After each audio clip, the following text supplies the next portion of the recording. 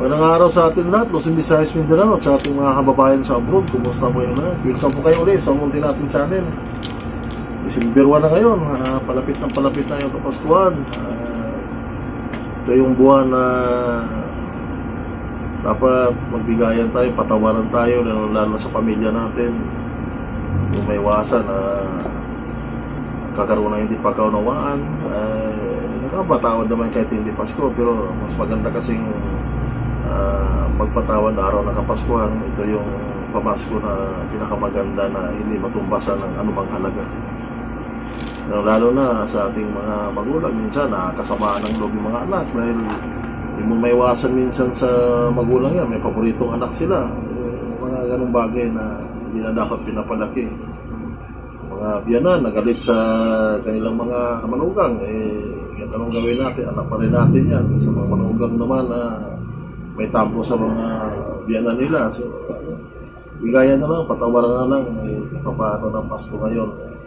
Tayo ng mga anak kasi kahit na may tampo tayo sa ating mga magulang pa rin natin yan. Utang natin ang buhay natin. Kung wala sila, wala rin tayo sa tayuan natin ngayon. Sa mga naman, sa mga estudyante naman natin, wala na tayong pasok. Tulong tayo sa mga magulang natin kung anong pwedeng itulong natin sa ganung paraan naman na matuwa naman natin mga magulang.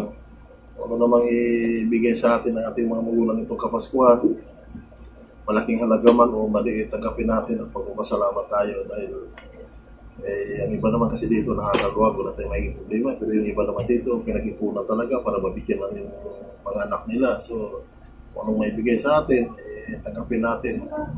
Kasi yung iba dito, pinag-ipunan din yan, magbigay lang sa kanilang mga anak. So, malaking halaga man at maliit, mapapasalamat tayo, basic pa rin yan.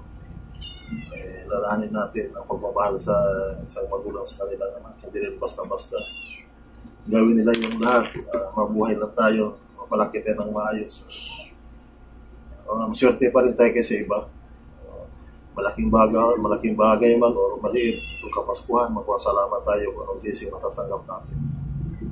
Maraming salamat. Mag-ingat po tayo lahat. God bless.